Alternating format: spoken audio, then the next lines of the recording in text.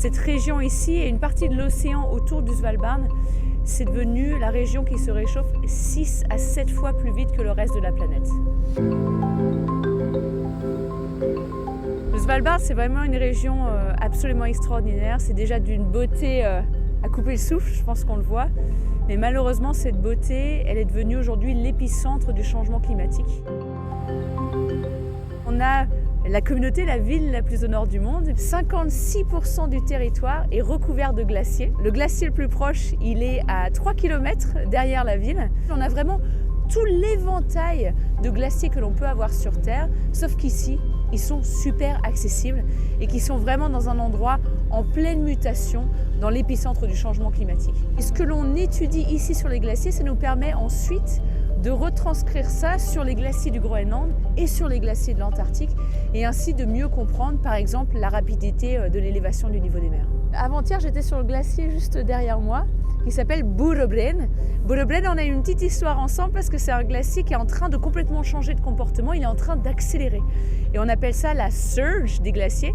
Là, pour vous dire, Burobren derrière moi, il est en train de bouger à 3 mètres par jour, ce qui est extrêmement rapide pour un glacier de cette taille. Et on ne comprend pas tout à fait ce qui est en train de forcer les glaciers à s'accélérer.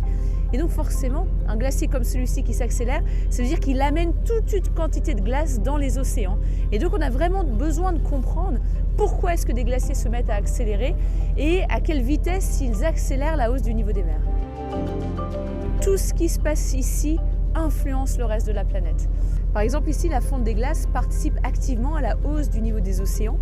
On a aussi ici énormément de permafrost, qui est ce sol gelé en permanence. On a du permafrost sur des centaines de mètres d'épaisseur. Et plus ce permafrost il dégèle, plus il émet lui-même des gaz à effet de serre qui vont nous affecter ailleurs, que ce soit au Canada, en Europe ou en Asie. Mais aussi on remarque que la banquise est déterminante. La banquise, c'est vraiment l'air conditionné de l'Arctique. On voit, elle est blanche, elle réfléchit le rayonnement solaire et donc elle refroidit cette région arctique. Mais le problème, si cette banquise disparaît, qu'est-ce qu'on a à la place? On a un océan et là on le voit, cet océan il est très foncé et l'océan il absorbe très bien la chaleur du rayonnement solaire. Donc aujourd'hui on se rend compte que cette banquise, plus elle disparaît, plus elle modifie notre climat et plus elle génère d'événements météorologiques extrêmes. Si on perd l'Arctique tel qu'il est aujourd'hui, les impacts chez nous vont être absolument terribles.